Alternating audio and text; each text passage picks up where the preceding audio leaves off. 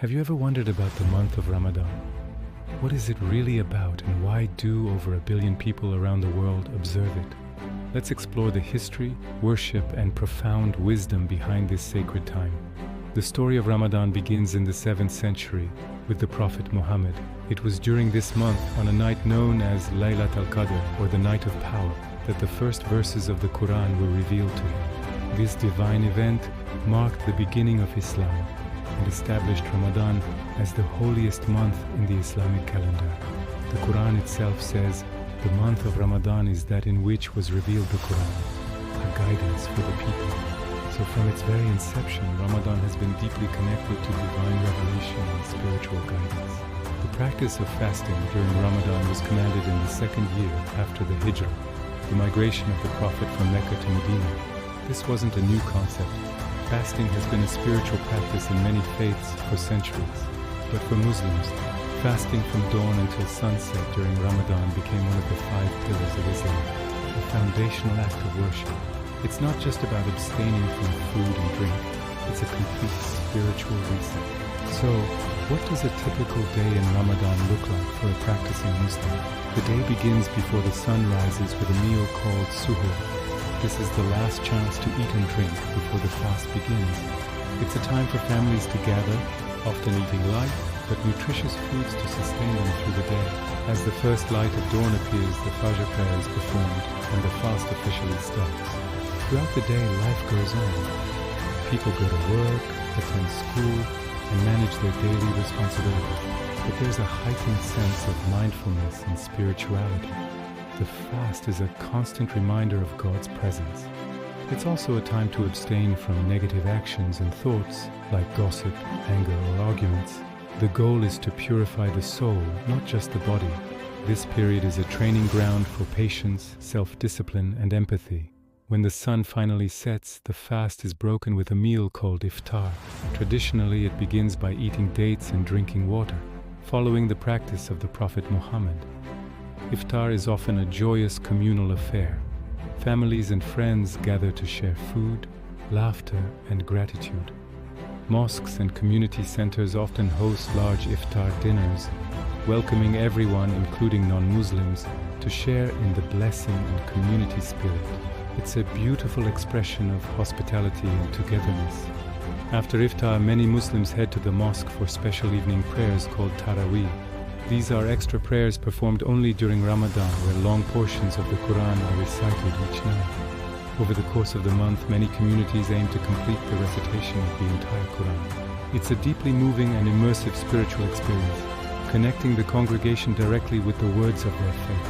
But Ramadan is more than just fasting and prayer. It's a month of immense generosity and charity.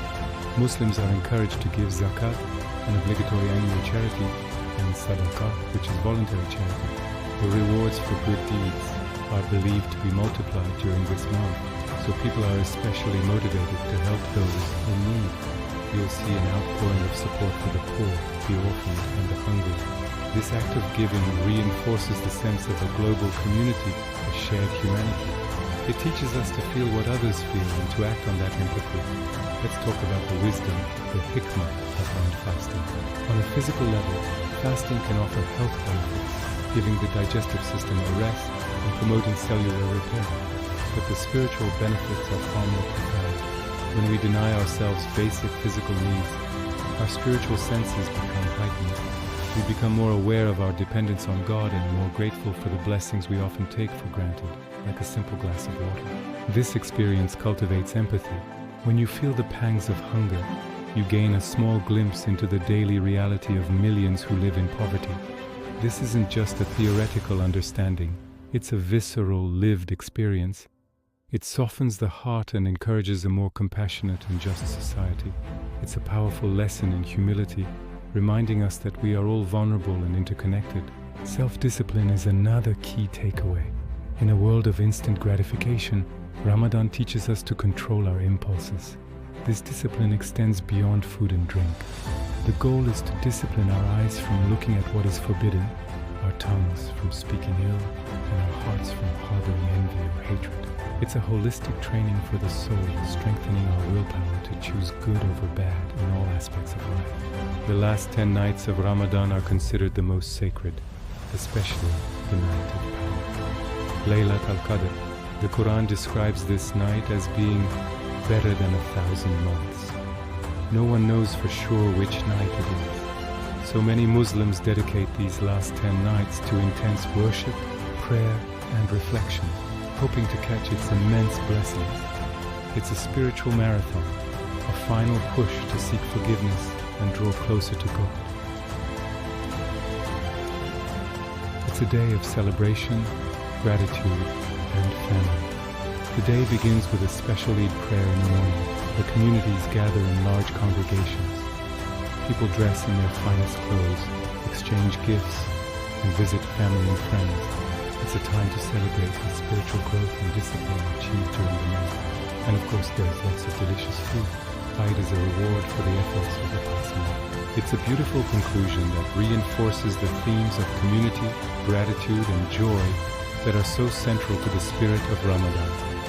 It's not just an end to fasting, but a celebration of a renewed spirit and a stronger connection to one's faith and community. In essence, Ramadan is a multifaceted and deeply transformative experience.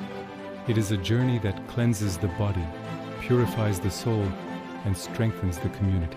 It's a time to disconnect from the material world and reconnect with the divine, with oneself and with humanity. It's a month of patience, gratitude, and compassion.